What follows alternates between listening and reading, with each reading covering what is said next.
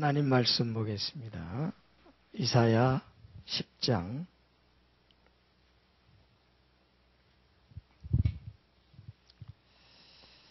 5절부터 15절까지 보겠습니다.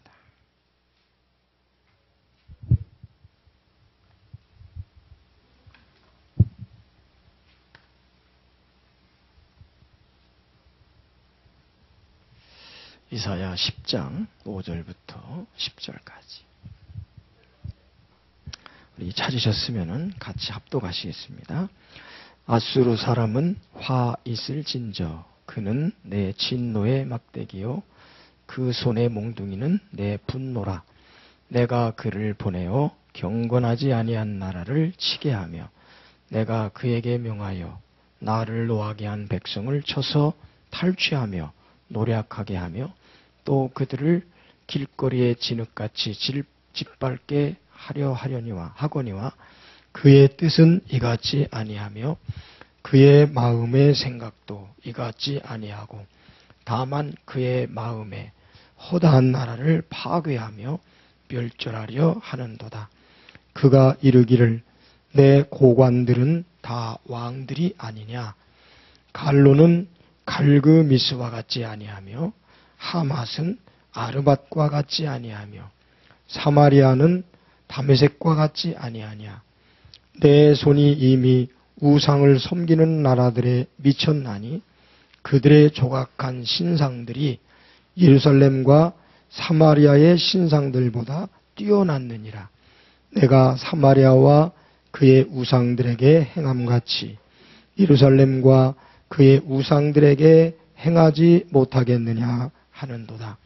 그러므로 주께서 이 주의 일을 시온산과 예루살렘에 다 행하신 후에 아수르 왕의 완악한 마음의 열매와 높은 눈의 자랑을 벌하시리라. 그의 말에 나는 내 손의 힘과 내 지혜로 이 일을 행하였나니 나는 총명한 자라 열국의 경계선을 걷어치웠고 그들의 재물을 약탈하였으며 또 용감한 자처럼 위에 거한 자들을 낮추었으며 내 손으로 열국의 재물을 얻은 것은 새의 보금자리를 얻음 같고 온 세계를 얻은 것은 내버리나를 주움 같았으나 날개를 치거나 입을 벌리거나 쥐저기는 것이 하나도 없었다 하는도다. 15절 다 같이 읽습니다. 시작. 도끼가 어찌 찍는 자에게 스스로 자랑하겠으며 톱이 어찌 켜는 자에게 스스로 큰 채 하겠느냐.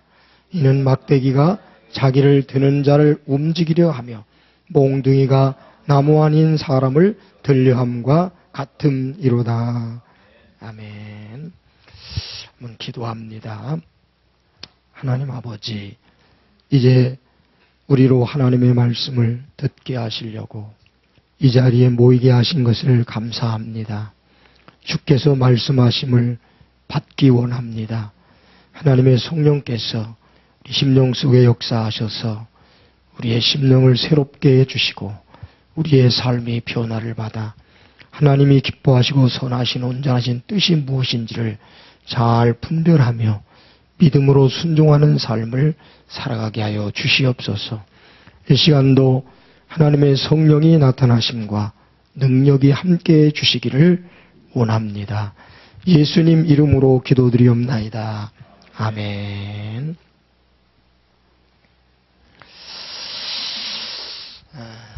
오늘은 우리는 도구일 뿐이다. 그러한 주제로 하나님이 주신 은혜를 생각해 보려고 합니다. 목공소의 연장들이 한자리에 모여서 회의를 합니다. 그런데 사회자는 여느 날과 마찬가지로 망치가 합니다. 회원 중에 몇몇이 망치는 항상 깨고 부수고 늘 소란만 피우니 여기를 떠나야 된다고 성토를 합니다. 그 말을 들은 망치는 그럼 대패도 같이 떠나야 된다. 그렇게 합니다. 대패가 하는 일은 늘 나무의 허물을 감싸기보다는 벗기기 때문이라고 하는 것입니다. 항상 남의 깊은 속은 모르고 겉만 보고 깎아내리니 대패도 필요가 없다. 화가 난 대패는 이제 자를 보고 너는 항상 자기만 옳다고 하고 남을 측량하기 때문에 은혜롭지 못해. 항상 자기 것만 옳다고 하며 모든 기준을 자기 중심으로 해서 크고 작다고 평가하기 때문이다. 그러니 함께 나가야 된다. 그렇게 주장합니다. 옆에서 조용히 듣고 있던 자도 할 말이 있습니다. 여기 있는 톱도 같이 가야 된다. 톱은 연합운동을 하는 것은 하나도 안 하고 늘 잘라대고 분리운동만 하니까 필요 없다. 그 말을 들은 톱이 가만히 있을 수가 없죠. 또 한마디 합니다. 사포를 향해 소리칩니다. 사포가 뭔지 아세요? 빼빠. 사포, 너도 너무 거칠어. 다른 사람에게 상처만 주기 때문이다. 이렇게 목공소 연장들이 회의를 진행하고 있을 때 나사렛 목수 예수님께서 들어오셔서 작업복을 입으시더니 말없이 강대상을 만들기 시작합니다. 나무를 갖다 놓고 자로 재봅니다. 그리고 톱으로 적당하게 쓸어가지고 대패로 매끈하게 해서 이제 망치를 가지고 못을 잘 박아가지고 강대상을 만드시더니 사포를 가지고 거칠은 부분을 잘게 문질러서 멋진 강대상을 만들었습니다. 목수 나사렛 예수님은 강대상을 만들 때 대패도 쓰고 망치도 쓰고 톱도 쓰고 자도 쓰시고 어느 것 하나 버리지 않고 다 사용했습니다. 약점만 있는 줄 알았던 연장들은 서로가 좋은 일에 쓰임받는 사실에 감탄하면서 알고 보니 우리 모두 쓸모있는 존재들이군. 우리가 나사렛 목수 예수님의 다 동역자들이구나. 그렇게 감탄했다고 합니다. 하나님 앞에는 쓰레기는 없습니다. 잠언 16장 4절에는 악한 날에 악인도 적당하게 쓰여지기 위해 지으셨다. 그렇게 말씀을 했습니다. 우리는 각각 그리스도의 지체로서 은사가 다릅니다. 각각 다른 특성들이 있습니다. 나와 다르다고 상대방을 불필요하다고 그 상대방의 허물만 들춰내서는 안 된다고 하는 것입니다. 목수에게는 톱, 자, 대패, 망치, 사포 어느 한 것도 다 필요합니다. 하나도 없으면은 뭘 만들 수가 없습니다. 복음으로 하늘나라를 건설하기 위해서 주님은 어느 한 사람도 버리지 않으셨습니다. 여러분과 저는 다 필요하셔서 불러주셨고 또 오늘 여기에 우리들을 모아주신 줄 믿습니다. 오늘 말씀에 보면은 15절 제가 같이 읽자고 했는데요. 거기 보면은 톱과 도끼가 나오고 또 켜는 자와 든 자 이렇게 나옵니다. 톱이 자랑을 합니다. 내가 쓸었지. 또 도끼가 자랑을 합니다. 내가 찍었지. 그렇게 하는 것은 톱이 사람을 들려고 하는 것과 같고 찍는 자를 도끼가 그 앞에 자랑하는 큰치 않은 자와 같다. 그러니까 톱이나 도끼는 스스로 아무것도 할 수 없는 존재입니다. 도구일 뿐입니다. 찍는 자가, 켜는 자가 사용하지 않으면 아무것도 할 수 없다는 거예요. 저와 여러분들이 바로 그런 존재들입니다. 하나님 앞에 우리는 그런 존재입니다. 오늘 본문의 얘기는 1절부터 4절까지 보면 불경건한 백성들에 관한 얘기를 합니다. 이스라엘 백성들을 향해 하나님이 하시는 말씀이죠. 그들이 하나님 앞에 불경건하게 행했기 때문에 하나님이 그들을 벌하시겠다고 하는 겁니다. 그 불경건한 이스라엘 백성들을 벌하시기 위해서 하나님이 쓰시려고 하는 도구가 뭐냐면은 바로 아수르라고 하는 나라입니다. 그런데 그 아수르가 하나님의 도구로 선택받아서 일을 함에 있어서 굉장히 교만한 거예요. 그래서 자기 멋대로 하는 겁니다. 결국에 하나님께서는 아수르를 사용하시고 그 아수르를 다시 심판하시는 그런 내용이 오늘 본문의 이사야 10장에 나와 있는 내용입니다. 저는 오늘 말씀을 가지고 우리는 다만 도구일 뿐이다. 그런 주제로 하나님 말씀을 생각해 보려고 합니다. 자, 5절 말씀 우리 같이 한번 더 읽어보십시다. 5절 시작.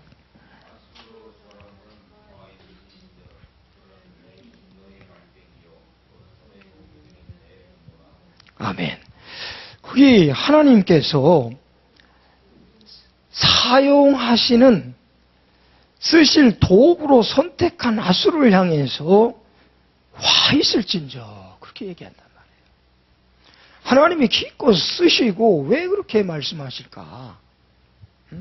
우리 이것을 한번 마음의 의문적으로 남겨놓고 생각을 해보겠습니다. 자, 그러면서 하나님이 하시는 말씀이 그는 내 진노의 막대기요. 그 그는 누구죠? 네? 얘기 좀 하면서 하십시다. 나 혼자만 떠들려고 그러지 말고. 자, 그는 누구예요? 아수르. 제가 어려운 거는 안 물어봐요. 거기에 다 답이 있으니까 보고 말만 하시면 돼요. 그러면 나는 누굽니까? 하나님이죠. 그는 아수르는 내 진노의 막대기다. 그러니까 아수르는 하나님께서 누군가를 매질하기 위해서 징계하기 위해서 쓰시는 막대기다. 그리고 그 손의 몽둥이는 내 분노다. 아수르가 잡고 있는 몽둥이는 하나님의 분노를 나타내는 것이다. 그렇게 얘기합니다. 여기에서 우리는 도구에 대해서 하나 생각할 것은 따라합시다. 도구에는 반드시 주인이 있다. 네. 도구는 주인이 있어요. 그러니까 여기 지금 아수르를 도구로 사용하시는 주인이 누구라는 얘기예요? 하나님이라는 거죠. 우리도 마찬가지예요. 우리가 도구라고 생각할 때 나는 도구고 나의 주인이 계시는데 그분이 누구라고요? 하나님이 주인이에요. 여러분의 주인이 하나님이시라는 말이에요. 하나님께서 오늘도 여러분을 쓰시고 계시는 거예요. 그런데 도구는 주인이 마음대로 하시는 겁니다. 이게 주인 마음대로예요.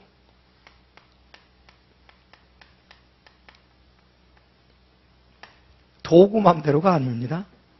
누구 마음대로? 주인 마음대로. 그러니까 내가 하나님 앞에 도구라고 하면은 주인이신 하나님께서 마음대로 쓰시는 거예요. 마음대로 하시는 거예요. 어떤 때는 굉장히 좀 높임받은 좀 자랑거리가 되는 그런 데도 쓰시고 어떤 때는 굉장히 후진데도 쓰십니다. 이게 내가 원해서 하는 것이 아니라 주인이신 하나님 마음대로 한다는 겁니다. 오늘도 우리 찬양을 하셨는데 이거 주인이신 하나님이 쓰신 거예요. 하나님이 하나님 마음대로 여기다가 데려다 놓고 찬양을 하게 하신 거예요. 저도 하나님이 안양에 있는데 여기로 끌어오셔가지고 오늘 하나님이 하나님 말씀을 전하시기 위해서 지금 쓰시고 계신다는 거예요. 그리고 우리 하나님 앞에 내가 쓰임받는 일에 대해서 불평할 이유가 없습니다. 어디 불평을 안 하셔요? 종종 하십니까? 하나님이 나를 쓰심에 있어서, 하나님 마음대로 하심에 있어서 우리는 조금도 불평해서는 안 됩니다. 토기장의 비유를 통해서 하나님의 주권에 관한 얘기를 하죠. 바로 주인에게 주권이 있다는 거예요.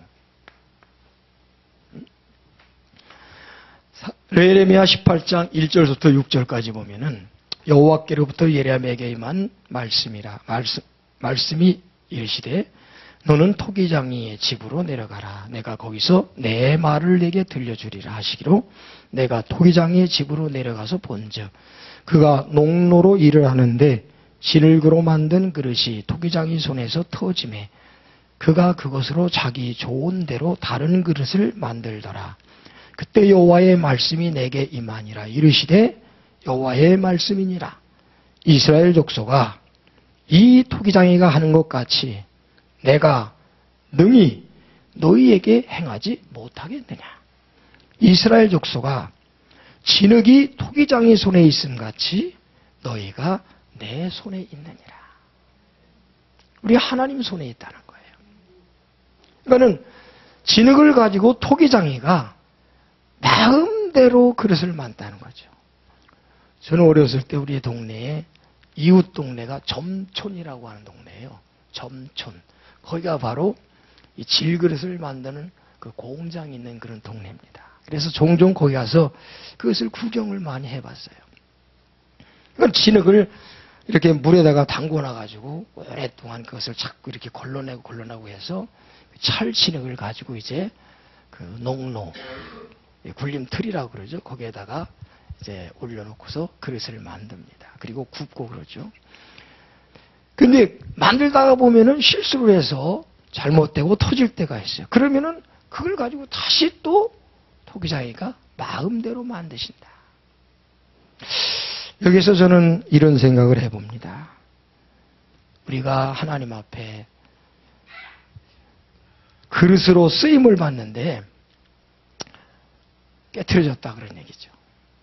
그럴 경우에 다행스러운 건 뭐냐면 하나님이 다시 만드신다고 하는 거예요. 다시 만드신다고 하는 게 이게 얼마나 은혜인지 몰라요. 여기서 우리가 구원적인 의미에서 볼 때 이미 우리는 깨진 존재로 태어났습니다. 죽은 자들이죠. 그런데 그런 우리들을 하나님께서 새로운 피조물로 만드셨어요. 새로운 피조물. 하나님께서 하나님의 작품으로 만드셨다는 거예요. 그렇게 해서 오늘 우리를 사용하고 계신다고 하는 겁니다. 이 말씀을 바울 사도가 로마서 9장 20절부터 23절에 인용해서 그런 얘기를 합니다. 이 사람아, 내가 누구에게 감히 하나님의 반문하느냐? 지음을 받은 물건이 지은 자에게 어찌 나를 이같이 만들었느냐 말하겠느냐? 토기장이가 진흙 한 덩어리로 하나는 귀에 있을 그릇을, 하나는 천이 있을 그릇을 만들 권한이 없겠느냐? 만일 하나님이 그 진노를 보이시고 그의 능력을 알게 하고자 하사 멸하기로 준비된 진노의 그릇을 오래 참으사 관용하시고 또한 영광받기로 예비하신 긍휼의 그릇에 대하여 영광의 풍성함을 알고자 하셨을지라도 무슨 말 하래요? 이사야 64장 8절에는 그러나 여호와여 이제 주는 우리 아버지시니이다. 우리는 진흙이요 주는 토기장이시니 우리는 다 주의 손으로 지으신 것이니이다.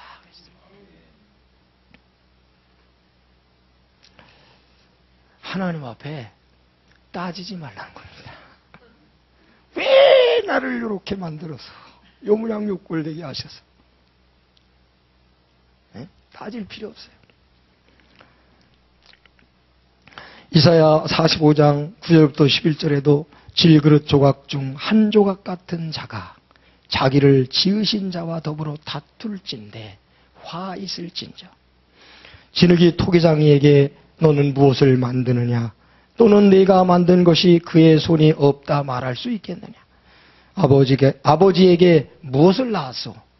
하고 묻고 어머니에게는 무엇을 낳으려고 해산의 수고를 하였소? 하고 묻는 자는 화 있을진저. 부모에게 뭐라고 그러는 자식은 화 있을진저. 이스라엘의 거룩하신 이곳 이스라엘을 지으신 여호와께서 이같이 이르시되 너희가 장래일을 내게 물으며 또 내 아들들과 내 손으로 한 일에 관하여 내게 명령하려 하느냐 그랬습니다. 그러니까 하나님 앞에 따질 수가 없습니다. 다 하나님의 주권 안에 있기 때문에 하나님이 마음대로 하십니다. 있습니까? 그런데 중요한 것은 뭐냐? 책임이 도구에게 있는 것이 아니라 주인에게 있다고 하는 거예요. 그러니까 주인이 책임을 지십니다. 마음대로 하시는 분이 주님이시지만 그 일에 대해서 하나님이 책임을 지신다는 거예요. 우리에 대한 책임이 하나님 손에 있습니다. 우리가 하나님 앞에 쓰임받을 때, 하나님의 일을 해나갈 때에 여러분 충성되게 하나님 앞에 올바르게만 한다고 하면은 그 일에 대한 책임은 하나님이 지십니다. 여러분이 책임질 일이 아닙니다. 내가 잘못했을 때는 문제가 되지만 내가 올바르게 하나님 앞에 순종하고 충성했다고 하면은 그 모든 책임은 하나님이 지신다. 이사야 43장 1절부터 7절에 그런 말을 합니다. 야곱아 너는 내 것이다. 내가 너를 지명하여 불렀나니 너는 내 것이다. 그러면서 이런 말씀을 하십니다. 네가 물 가운데 지날 때에도 물이 너를 침몰치 못할 것이고 네가 불 가운데 있을 때에도 불이 사르지 못하게 하나님이 지킨다는 거예요. 우리가 할 일은 나 같은 것 하나님의 위대한 일에 써주시니 그저 감사할 뿐. 디모데전서 1장 12절부터 16절 있습니다. 한번 찾아보십시다. 이 말씀 우리 디모데전서 1장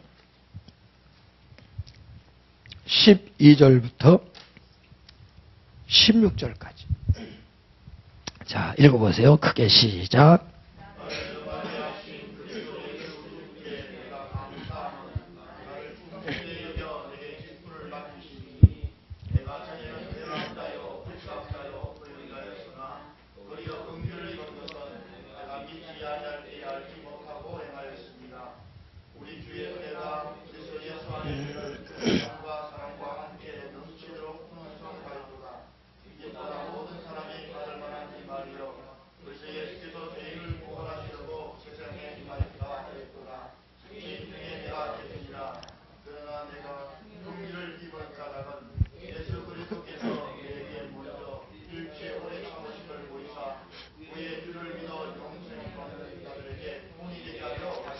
아멘. 바울 사도는 거기에서 하나님 앞에 감사하고 있습니다. 내게 직분을 주신 것이 감사하다. 나를 도구로 세워주신 것이 감사하다. 하나님의 일을 할 수 있도록 나를 써주시니 감사하다. 또 왜 그렇습니까? 자기가 자기를 알거든요. 그는 뭐라고 고백합니까? 나는 죄인 중에 괴수다. 나는 포행자였다. 박해자였다. 예수님을 반대하는 그런 위치에서 예수 믿는 사람들 잡아 죽이는 일을 열심히 했던 그런 나를 예수님께서 불러주시고 도구로 사용하고 계시니 너무너무 몸둘 바를 모르겠다는 거죠. 우리가 하나님 앞에 하나님이 내게 뭔가 일을 맡기실 때 귀찮아하지 마시고 아멘이 별로 힘있게 안 나오죠.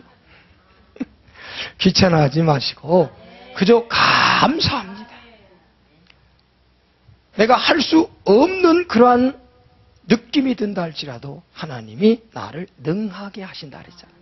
하게 하신다 그랬습니다. 일을 내게 부여하실 때는 할 수 있는 능력도 같이 주십니다. 하나님이 함께 해주시기 때문에 우리는 능히 할 수가 있습니다. 그러니까 그저 감사하면서 하나님 앞에 열심히 일하시기를 주님의 이름으로 축원합니다. 그 다음에 두 번째는 6절하고 7절 한번 보겠습니다. 6절을 같이 읽습니다. 시작. 내가 그를 보내어 경건하지 아니한 나라를 치게 하며 내가 그에게 명하여 나를 노하게 한 백성을 쳐서 탈취하며 노략하게 하며 또 그들을 길거리의 진흙같이 짓밟게 하려니와. 자, 여기에 지금 이제 아수르를 하나님께서 도구로 쓰시는데 뭘 왜 쓰시는가 하는 것을 여기에 말씀하십니다. 내가 그를 보내요 경거진치 아니한 나라를 치게 하기 위해서. 그러니까 이스라엘 백성들을 벌하기 위해서 하나님이 아수르를 부르셨다는 거예요. 여기서 우리가 두 번째 또 알 수 있는 것은 뭐냐면 자, 도구에는 사명이 있다. 사명이 있다. 다 하나님이 똑같은 도구로 쓰시지 않습니다.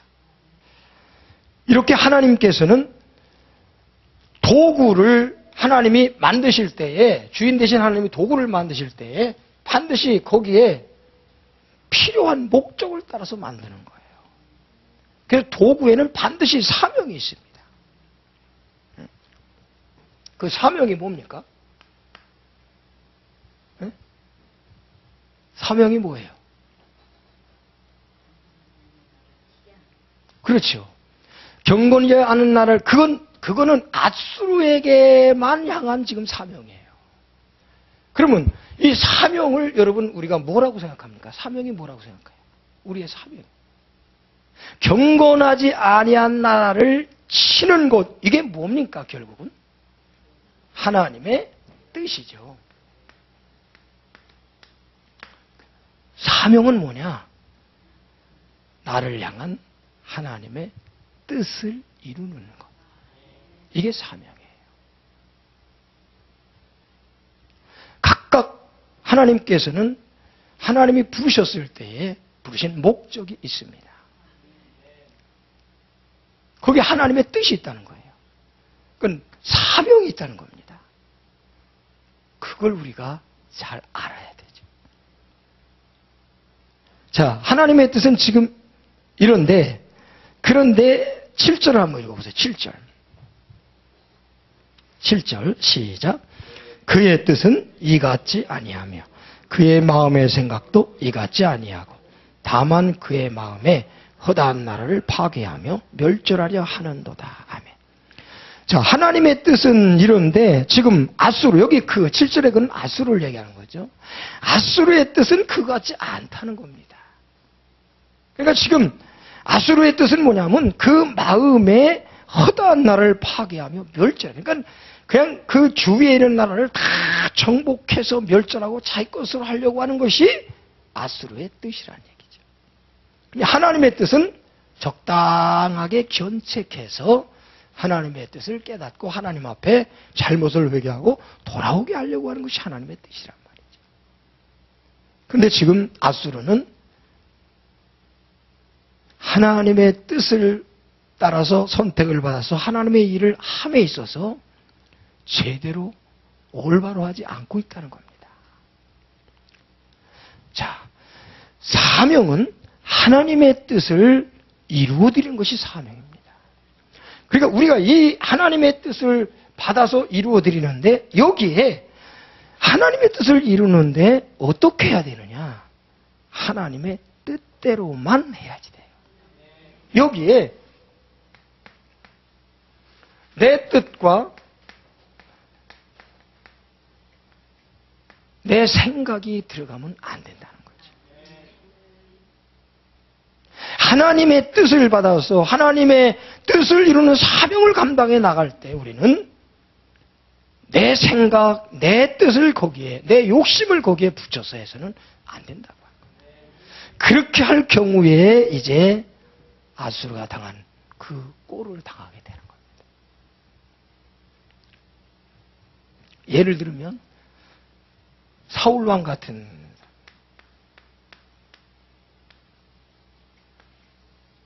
사울왕 잘 알잖아요. 사무엘상 15장에 나와 있는데요. 아말렉을 진멸하기 위해서 하나님이 사울을 뽑으셨어요. 그래서 아말렉을 진멸하라고 내보냈습니다. 아말렉을 다 진멸하는 것이 하나님 뜻입니다. 다 하나도 남기지 말고 다 진멸해라. 그렇죠? 그런데 사울왕은 어떻게 했죠? 그 사명을 받아서 나가서 일을 해서 이겼습니다. 그런데 어떻게 합니까? 아각을 살려보고 그 다음에 살찐 짐승들을 살려옵니다. 그러니까 그게 하나님의 뜻을 그대로 한 것이 아니죠. 자기 생각대로 했다는 거예요. 여러분, 우리가 하나님의 일을 해나갈 때에 실수하고 잘못하는 부분들이 이겁니다. 내 생각대로 할 때가. 더 잘해보겠다고 아닙니다. 시키는 대로만 하면 됩니다. 더 잘할 필요 없습니다. 더 잘하려고 신경 쓸 거 없어요. 시키는 그대로만 하면 되는 거예요. 이렇게 사명을 감당할 때 우리의 열심이 너무 특심한 것이 문제예요. 적당하게 내세요. 그냥 시키는 대로만 하세요. 가나 혼인잔치의 종들과 같이 시키는 대로만 해라. 주제 넘게 하지 마십시오. 근데 이게 문제예요. 늘 이게 개입이 됩니다. 우리가. 그래서 해놓고도 의도 터져요.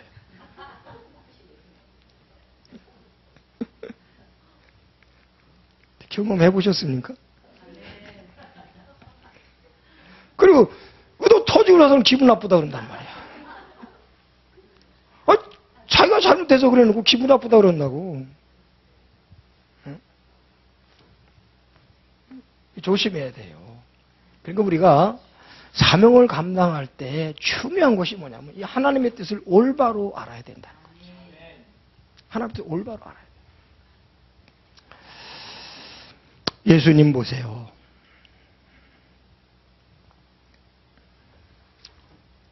요한복음 4장 34절에 예수께서 이르시되 나의 양식은 나를 보내신 이의 뜻을 행하며 그의 일을 온전히 이루는 것이다. 예수님은 그것이 양식이라고 그랬어요. 나를 보내신 이의 뜻을 행하며 그 일을 온전히 이룬 것이다. 요한복음 6장 38절부터 40절까지도 보면은 하늘에서 내가 내려온 것은 내 뜻을 행하려 함이 아니라 아버지의 뜻을 행하려 합니다. 그래서 예수님께서 이 땅에 오셔서 하신 일을 보면은 말 한마디도 자기 말 한마디도 안 하신다 그러잖아요. 우리도 그렇게 해야 돼요. 내 말을 하면 안 돼요. 저도 참 조심스럽습니다, 지금. 내 말을 하지 말아야 되는데. 그래서 자꾸 이제 성경 교재 갖다 대는 이유가 제가 그거 있어요. 내 말을 안 하려고. 하나님이 주시는 말씀을 어떻게 해서든지 저도 하나님 말씀을 전할 때 그렇게 기도하면 하나님이 그 시간에 내가 준비했어도 하나님이 주시는 말씀을 하려고. 그래서 하나님 내 입을 쓰세요. 내 입을 통해서 하나님이 말씀하십시오. 예수님은 하나님이 명하여 주신 것을 말했다 그랬어요. 너 요거 말해라. 그럼 그거 얘기하고. 그러니까 성경에 예수님이 하신 말씀들이 다 뭐냐면 하나님이 하라고 명령하신 말씀이라고 하는 겁니다. 그래서 요한복음 12장에 그러잖아요. 48절, 49절, 50절 거기 보려잖아요. 나는 그의 명령이 영생인 줄 아노라. 그래서 예수님은 그의 명령이 영생인 줄 아시기 때문에 그의 명령만을 얘기하는 거예요. 그리고 예수님께서 하신 일도 그랬어요. 하나님이 내 속에서 요한복음 14장 10절에 보면은 내 안에서 행하시는 일은 하나님이시니 하나님이 내 안에서 하나님께서 하나님의 일을 하고 계신다 그랬거든요. 예수님이 저는 그 말씀 오면서 그런 생각을 해봅니다. 예수님이 병자 하나 고치는 것도 다 하나님이 원하시는 자. 자기 마음대로 한 게 아니에요. 그런데 우리는 우리 마음대로 할 때가 많습니다. 그 병 고치는 것도요. 하나님이 하실 그런 의향을 내게 보이시면 해야지 돼요. 그런 것이 전혀 없다면 할 필요 없습니다. 그냥 믿음으로 기도해 주는 것은 우리가 그것도 믿음으로 해야 되니까 하겠지만은, 그냥 우리는 병자가 오면 그냥 다 그냥 고치. 좋죠. 그런데 하나님이 원치 않는 것도 있다고 하는 거죠. 그런 차원에서 우리는 하나님의 뜻을 잘 분별하는 것이 중요하다. 예수님은 전부 그렇게 하셨어요. 십자가, 마지막 십자가를 놓고서도 예수님의 마음은 얼마 옮겨갔으면 좋겠지. 딴 사람한테 옮겨갔으면 좋겠지. 예수님 솔직한 마음이에요. 그걸 고백하잖아요. 그런데 결국은 아버지의 뜻대로 하나님의 뜻 앞에 순종하잖아요. 그러니까는 예수님이 이 땅에 오셔서 하신 모든 일은 바로 그거예요. 하나님의 뜻을 행하며, 내 양식이 그거라고 그랬죠. 하나님의 뜻을 행하며 아버지의 일을, 그의 일을 온전하게 이루는 것이다. 그래서 예수님께서 마지막 십자가에서 죽으시면서 하신 말씀이 뭐냐면 다 이루었답니다. 다 이루었다. 우리도 하나님 앞에 설 때 그런 고백이 있어야 됩니다. 다 이루었다. 바울 사도도 그렇게 고백하죠. 나의 달려갈 길을 다 마치고 믿음의 선한 싸움을 싸워. 다 했다는 겁니다. 그게 바울 사도가 사도행전 20장 23절에 24절에 고백하면 나의 달려갈 길과 주 예수께 받은 사명 곧 하나님의 은혜의 복음을 증언하는 일을 마치려 하면 나의 생명 조금도 귀한 것으로 여기지 아니하노라. 생명을 걸고 생명을 다해서 그는 그의 달려갈 길, 그게 뭐냐면 주 예수께 받은 사명, 복음 전하는 일, 그걸 위해서 그는 생명을 걸고 생명 내놓고 일을 했다는 거예요. 그래 마지막에는 다 했다. 이제 나는 의의 멸관을 밟고만 남았다. 그렇게 고백을 하잖아요. 우리도 자신 있게 그런 고백을 할 수 있도록 하나님 앞에 하나님이 주신 사명을 잘 감당해야 될 줄 믿습니다. 그래서 그러면 어때요? 이 하나님의 뜻을 잘 분별해야 돼요. 로마서 12장 2절에 보면은 너희는 이 세대를 본받지 말고 오직 마음을 새롭게 함으로 변화를 받아 하나님의 선하시고 기뻐하시고 온전하신 뜻이 무엇인지 분별하도록 하라. 세상 따라가지 말고. 우리가 하나님의 일을 하는데도 세상 따라가지 말아야 돼요. 교회 안에 세속적인 풍속이 들어와서는 안 됩니다. 근데 그런 것들이 많이 들어와 있어요. 어떤 프로그램을 통해서 많이 들어와 있어요. 이런 것들을 우리가 잘 분별해야 됩니다. 그러기 위해서는 우리 마음이 새로워지지 않으면 안 됩니다. 하나님의 뜻은 우리 마음이 새로워지지 않으면 분별할 수가 없습니다. 이 에베소 5장 15절 18절에도 그런 말씀을 합니다. 주의 뜻이 무엇인가를 잘 이해를 해라. 그러기 위해서는 성령의 충만함을 받아야 된다. 왜? 고린도전서 2장 9절부터 12절에 기록된 바 하나님이 자기를 사랑하는 자들을 위하여 예비하신 모든 것을 눈으로 보지 못하고 귀로 듣지 못하고 사람의 마음으로 생각지도 못하였담과 같으니라. 오직 하나님이 성령으로서 이것을 우리에게 보이셨으니 성령은 모든 것 곧 하나님의 깊은 것까지 통달하시느니라. 사람의 일을 사람의 속에 있는 영 외에 누가 알리요. 이와 같이 하나님의 일도 하나님의 영 외에는 아무도 알지 못하느니라. 그러니까 우리가 성령 충만해야 되는 그 이유가 바로 하나님의 뜻을 제대로 알아서. 그러니까 요한일서 2장 27절에 보면은 우리 안에 기름 부음이 있는데 그 기름 부음이 모든 것을 가르쳐준다 그랬죠. 그 모든 것이 뭐겠어요? 하나님의 뜻에 관한 것이죠. 그리고 예수님께서 성령에 관해서 얘기할 때 성령은 나를 영화롭게 하기 위해서. 그렇죠? 성령께서는 내 것을 가지고 말할 것이다 그랬죠. 그러니까 성령께서 우리에게 가르쳐주는 모든 것은 다 뭐예요? 예수님의 것. 그런데 예수님은 뭐라 했어요? 예수님의 것은 하나님의 것인데 하나님의 것이 곧 자기의 것이다 그랬잖아요. 결국 성령님께서 우리에게 가르쳐주는 모든 것은 하나님의 것이지 세상적인 것이 아니고 나를 위한 것이 아닙니다. 그 모든 것을 속속들이 알고 계시는 분이, 자세히 알고 계신 분이 성령님이시거든요. 그러니까 그분의 은혜를 입지 않으면 하나님의 뜻을 우리가 잘 분별을 못합니다. 우리가 성령 충만해야 된다고 하는 이유가 거기에 있는 것입니다. 그냥 막 은사, 능력 나타나서 그냥 뭐 이렇게 해가지고 그냥 사람들한테 이렇게 인기 얻으려고 하는 것이 아닙니다. 성령 충만해야지 하나님의 뜻을 잘 분별할 수가 있습니다. 그래서 사명은 하나님의 뜻을 이루는 것이니까 우리가 하나님의 뜻을 잘 분별해야지 된다 그랬습니다. 자, 간단하게 넘어가십니다. 그 다음에 8절부터 11절까지. 자, 같이 읽습니다. 시작. 그가 이르기를 내 고관들은 다 왕들이 아니냐. 길로는 갈그미스 같지 아니하며 하맛은 아르밧과 같지 아니하며 시리아는 다메섹과 같지 아니하냐. 내 손이 이미 우상을 섬기는 나라들에 미쳤나니 그들이 조각한 신상들이 예루살렘과 사마리아의 신상들보다 뛰어났느니라. 내가 사마리아와 그의 우상들에게 행함같이 예루살렘과 그의 우상들에게 행하지 못하겠느냐. 자, 지금 이 말은 누가 하는 얘기예요? 누가? 아수르 왕이 하는 얘기입니다. 그가 이르길 내 고관들은 다 왕들이 아니냐. 그리고 9절 내용은 뭐냐면 그가 정복한 나라들에 관한, 도시들에 관한 그런 얘기입니다.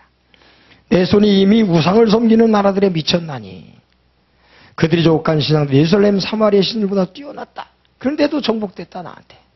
자, 지금 여기에서 풍기는 그런 내용은 뭡니까?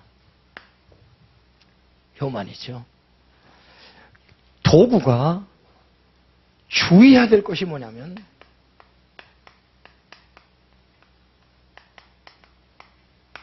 마음이 교만해지지 않도록 해야지 돼요. 우리가 일을 하다 보면은요, 나도 모르게 내 마음이 교만해집니다. 하나님이 은혜 주셔서 막 그냥 역사가 나타나면요, 목이 뻣뻣해집니다. 그리고 쓱 올라갑니다. 사람들이 아유 권사님, 목사님, 집사님 막 이렇게 하면은요, 그냥 나도 모르게 그냥 으쓱해지거든요. 그게 이제 망조입니다. 그게 망조예요. 이 도구가 하나님의 일을 하면서 늘 조심해야 될 게 뭐냐면 마음이 교만해지지 않도록 내 마음을 다스려야 돼요. 마음이 교만해지면 안 됩니다. 지금 여기 아수르는요 아주 교만이 뻗쳤어요. 그래서 12절에 그 교만을 하나님 벌하시겠다는 겁니다. 우리 마음을 잘 지켜야 됩니다. 하나님의 일을 하면서 우리는 계속 우리 마음을 다스려야 돼요. 마음을 지켜야지. 우리가 잘 아는 대로 잠언 16장 18절 19절 보면 교만은 패망의 선봉이요 거만한 마음은 넘어짐의 앞잡이니라. 겸손한 자와 함께하여 마음을 낮추는 것이 교만한 자와 함께하여 탈취물을 나는 것이 보다 낫다. 그러니까 겸손한 자와 함께 마음을 낮추는 것이 교만한 사람과 함께 돈 나누는 것보다 낫다는 겁니다. 돈이 우선은 좋을지 모르지만은 이것 때문에 우리가 하나님 앞에 벌을 받게 된다는 거예요. 그러니까 항상 내 마음을 다스려야지 돼요. 이게 참, 이게 너무너무 힘들어요. 이 성령의 도우심이 없으면 안 됩니다. 나도 모르는 사이에 그냥 언제 그냥 이렇게 올라가 버렸어요. 잠언 11장 이제는 교만이 오면 욕도 오거니와 겸손한 자에게는 지혜가 있느니라 그랬습니다. 잠언 18장 12절에는 사람의 마음의 교만은 멸망의 선봉이요 겸손은 존귀의 앞잡이니라. 잠언 29장 23절에는 사람이 교만하면 낮아지게 되겠고 마음이 겸손하면 영예를 얻느니라 그랬어요. 자, 다니엘 5장에 보면 벨사살이라고 하는 왕이 나옵니다. 그가 예루살렘에서 탈취해온 그 성전의 집기를 가지고 술잔치를 벌입니다. 그때 벽에서 손이 딱 나타나가지고 메네메네 대겔 우바르신, 이거는 그 사람은 모르는 나는 알죠. 왜? 성경을 봤으니까. 딱 글자가 나타납니다. 그래서 벌벌벌벌 떨기 시작합니다. 아무도 그것을 해석하지 못합니다. 다니엘이 이제 와서 그것을 해석해 줍니다. 다니엘 5장 18절부터 다니엘이 하는 얘기입니다. 왕이여, 벨사를 향해 얘기합니다. 지극히 높으신 하나님이 왕의 붙인 느부갓네살에게 나라와 큰 권세와 영광과 위협을 주셨고, 누가 주셨어요? 하나님이 주셨다는 거예요. 느부갓네살이 막 정복하고 전쟁하고 그랬지만은 이게 하나님이 허락하지 않으면 안 된다는 거예요. 이게 다 하나님의 주권 안에 있는, 이 하나님의 주권을 우리가 잊어버리면 안 돼요. 나의 모든 행동 반경 안에 하나님의 주권이 역사하고 있다고 하는 것을 우리가 알아야 돼요. 백성들과 나라들과 언어가 다른 모든 사람들이 그 앞에서 떨며 두려워하였으며 그는 임의로 죽이며 임의로 살리며 임의로 높이며 임의로 낮추었더니, 임의로 자기 생각대로 했다는 거죠. 그가 마음이 높아지며 뜻이 완악하여 교만을 행함으로 그의 왕위가 패한 바 되어, 이 교만이 들어오니까 하나님이 그를 패했다는 거죠. 그의 영광을 빼앗기고 사람 중에 쫓겨나서 그의 마음이 들짐승의 마음 같았고 들나귀와 함께 살며 또 소처럼 풀을 먹으며 7년 동안 그가 그 광야에 가서 막 소처럼 살았잖아요. 네? 그의 몸이 하늘의 이슬을 젖으며 지극히 높으신 하나님의 사람 나라를 다스리며 자기의 뜻대로, 지극히 높으신 하나님이 사람 나라를 다스리며 자기의 뜻대로 누구든지 그 자리에 세우는 줄을 알기에 이르렀나이다. 자기 아버지 왕에게 하나님이 하신 일을 다 보았어요. 벨사살이여, 왕은 그의 아들이 되어서 이것을 알고도 아직도 마음을 낮추지 아니하고 도리어 자신을 하늘의 주제보다 높이며 그의 성전 그릇을 왕 앞으로 가져다가 왕과 귀족들과 왕들과 후궁들이 다 그것으로 물을 마시고, 왕이 또 보지도 듣지도 알지도 못하는 금, 은, 구리, 쇠와 나무, 돌로 만든 신상들을 찬양하고 도리어 하늘의 왕의 호흡을 주장하시고 왕의 모든 길을 작정하신 하나님께 영광을 돌리지 아니한지라. 그래서 지금 이게 나타나는데 이제 내 시대는 끝났다는 거예요. 하나님의 심판이 선고되는 겁니다. 다 보고 알면서도 마음을 낮추지 않았다는 거예요. 근데 이것이 우리도 똑같습니다. 우리도 다 보고 알고 있잖아요. 그러면서도 우리가 그렇지 못하는 거예요. 그 사람들과 똑같이 한다는 거예요. 여러분, 마음을 다스려야 돼요. 내 마음을 지켜라. 거기에서 생명의 근원이 나온다. 응? 항상 마음이 교만하지 않도록, 응? 높아지지 않도록 늘 겸손하게 그렇게 우리 마음을 다스려야 됩니다. 그런 사람을 하나님이 높이시고 그런 사람에게 하나님이 은혜를 부신다고 성경은 우리들에게 말씀하고 계십니다. 자, 그 다음에 이건 뭐 여기 성경이 많이 있으니까는, 자, 13절 14절을 봅니다. 13절 14절 같이 시작. 그의 말에 나는 내 손의 힘과 내 지혜로 이 일을 행하였나니 나는 총명한 열국의 경계선을 걷어치웠고 그의 재물을 약탈하였으며 또 용감한 자처럼 위에 거한 자들을 낮추었으며 내 손으로 열국의 재물을 얻은 것은 새 보금자를 얻음 같고 온 세계를 얻은 것은 내버린 알을 줌 같았으 날개를 치거나 입을 벌리거나 치욕인 것이 하나도 없었다 하는도다. 아멘. 거기까지. 자, 여기에서 하나 빼먹었는데 왜 마음이 교만해지면 안 되느냐 하면은, 마음이 교만해지면은 지 맘대로 합니다.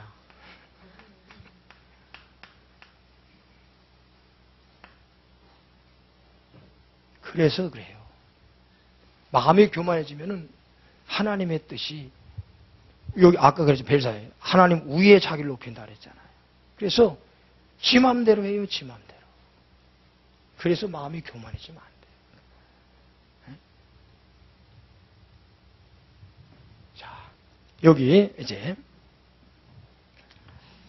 13절 그의 말에 그렇죠. 그의 말에 지금 누구 말이에요? 아스루와의 말.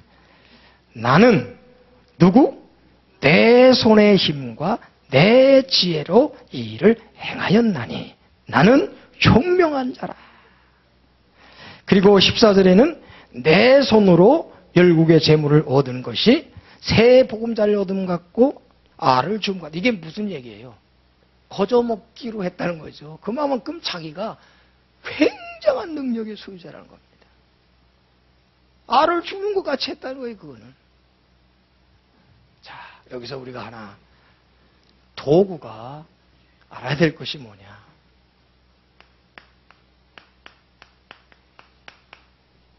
자기 자랑. 일해놓고서 뽐내는 것. 그러니까 일을 할 때보다도 일하고 난 후에가 참 이게 중요한 거예요. 일을 열심히 해놓고 으쓱하는 순간 무너져 내리는 겁니다. 내가 내 힘으로 내 지혜로 누가 하나님이 은혜 주셨어. 자, 여기서 우리가 생각합니다. 내 힘인가 아니면 하나님의 힘인가? 내가 지금 일을 하는 것이 내 힘으로 하는 것이냐 아니면 하나님의 힘 가지고 하는 것이냐? 어떻게 생각하십니까? 이게 중요해요. 우리가 하나님의 일을 해나갈 때에 내 힘 가지고 한다 이게 아닙니다.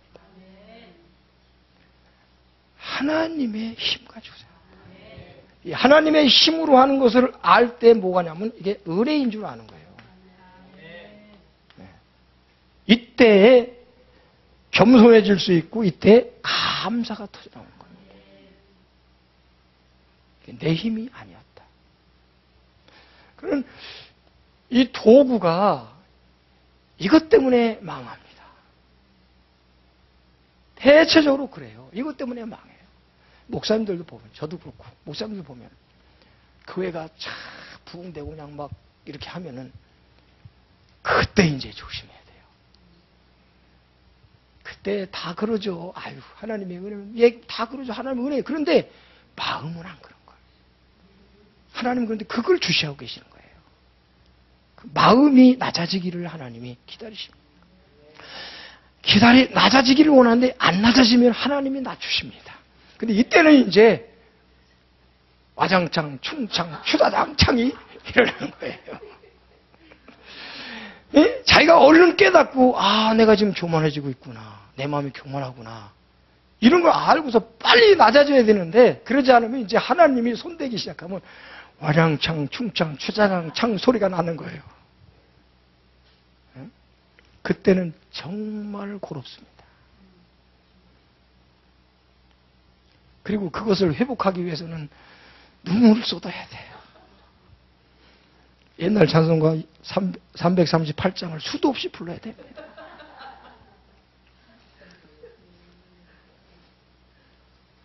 이게요, 하나님이 쉽게 안 용서해 주셔요. 수도 없이 불러야 돼요.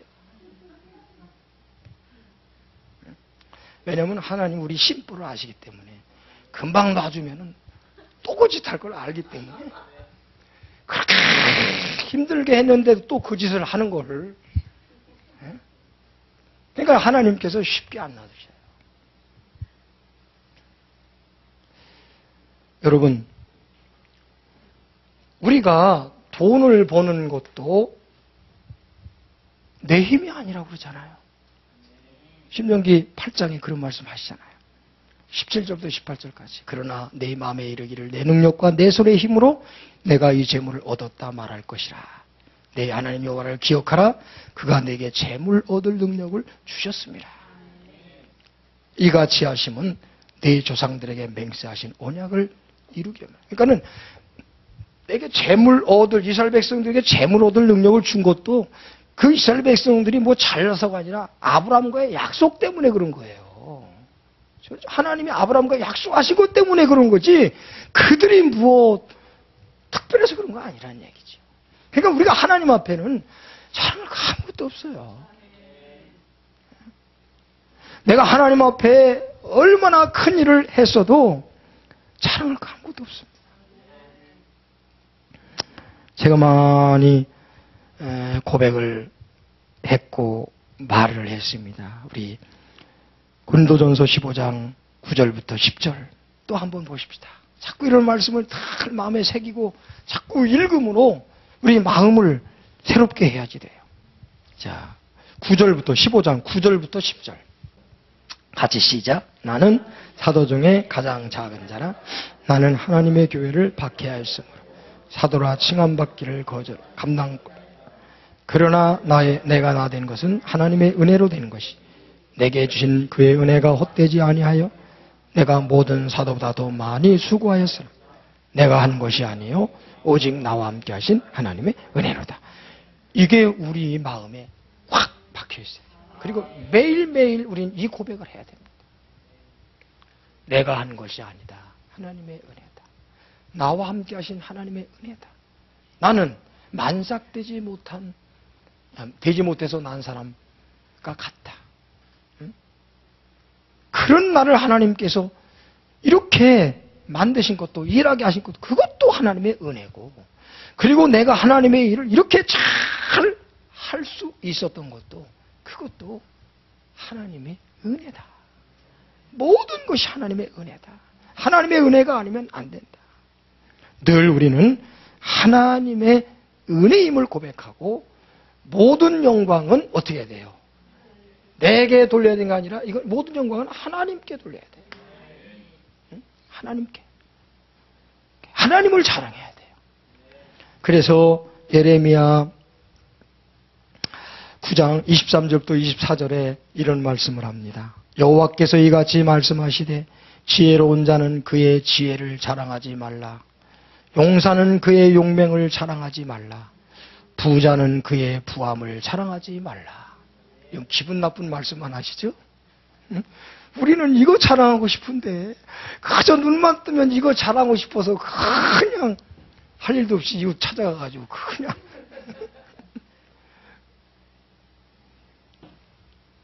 자랑하는 자는 이것으로 자랑할지니 곧 명철하여 나를 아는 것과 나 여호와는 사랑과 정의와 공의를 땅에 행하는 자인 줄 깨닫는 것이라.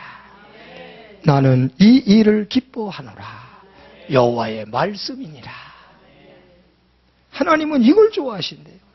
하나님을 자랑해야 돼요. 우리는 자꾸 하나님을 자랑해야 돼요.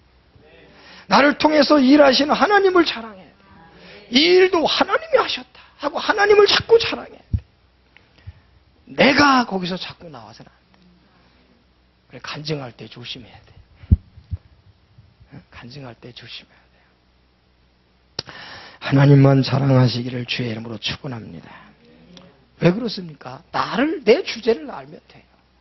고린도전서 1장 27절부터 29절에 보니까 그러나 하나님께서 세상에 미련한 것들을 택하사 지혜 있는 자들을 부끄럽게 하려 하시고 세상에 약한 것들을 택하사 강한 것들을 부끄럽게 하려 하시며 하나님께서 세상에 천한 것들과 멸시받는 것들과 없는 것들을 택하사 있는 것들을 폐하려 하시나니 이는 아무 육체도 하나님 앞에서 자랑하지 못하게 하려 하심이라.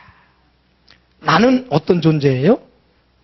미련한 것, 약한 것, 천한 것, 멸시받는 것, 없는 것. 내 주제를 알면 돼요. 바울이 나는 죄인 중에 괴수다.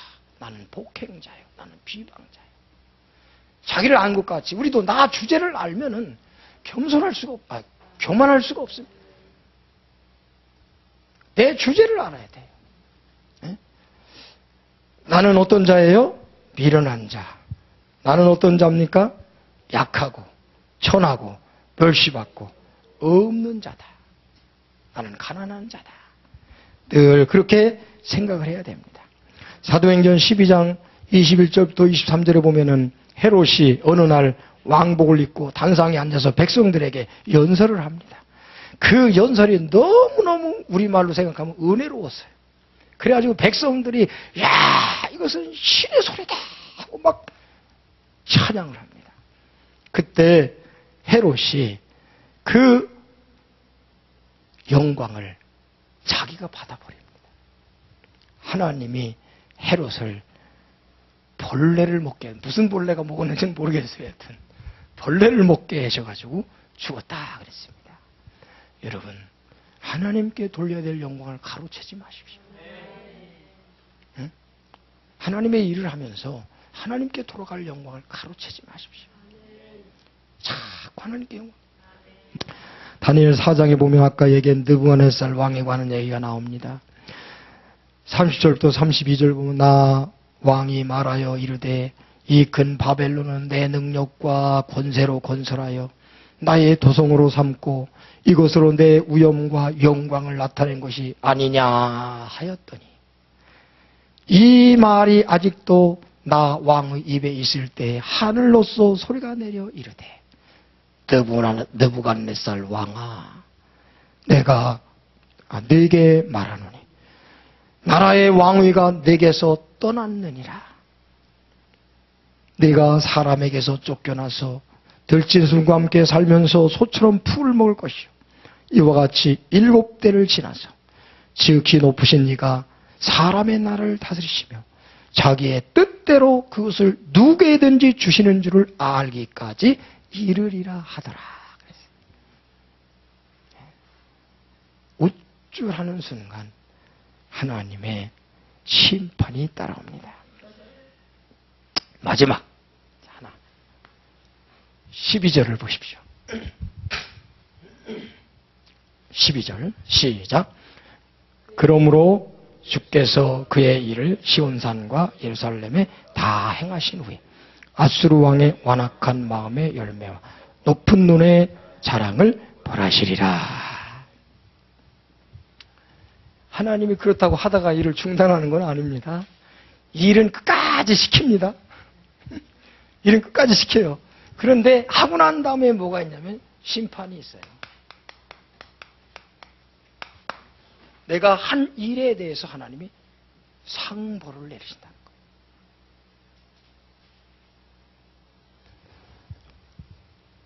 일해놓고 벌 받으면 기분 좋겠어요? 안 좋겠어요?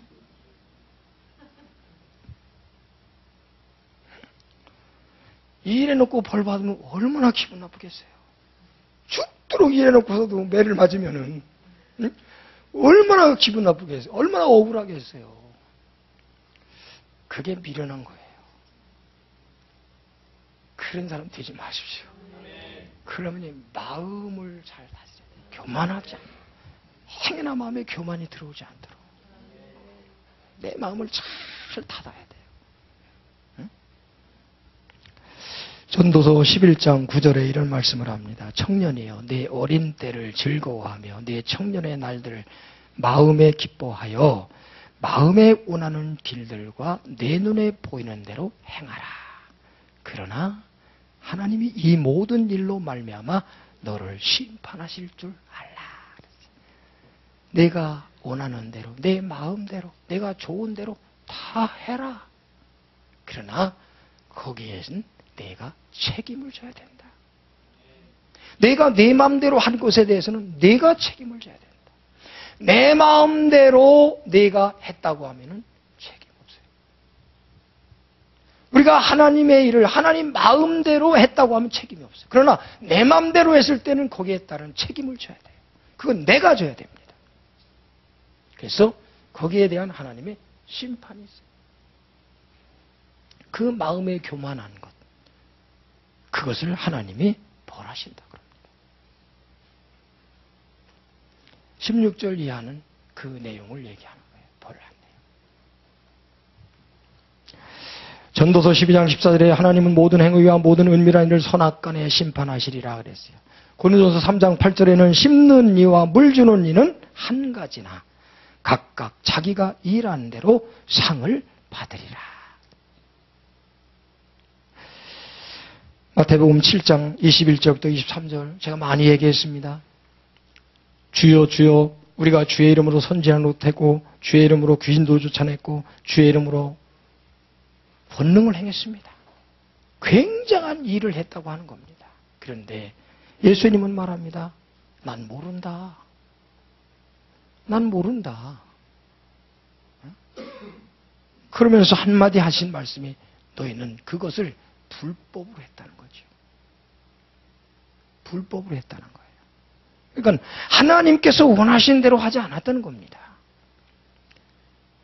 하나님의 말씀이 하나님의 뜻이 우리의 법입니다. 믿습니까? 그게 우리의 법이에요. 우리가 지켜야 할 법이에요. 그게. 근데 내 마음대로 했다고 하는 것은 불법을 행했다는 거예요. 불법으로 하나님을 하는 사람은 많습니다. 저도 그렇게 되지 않기를 위해서 조심하고 있지만 나도 모르게 그렇게 할 때가 많아요. 내 마음대로 할 때가 많다. 내 생각대로 할 때가 많다. 그러니까 우리가 무슨 일을 할 때 항상 조심하고 또 조심하고 하나님 말씀에 계속 이렇게 비추어서 하나님의 뜻인가 아닌가 이거 조심하고 조심해서 해야 돼.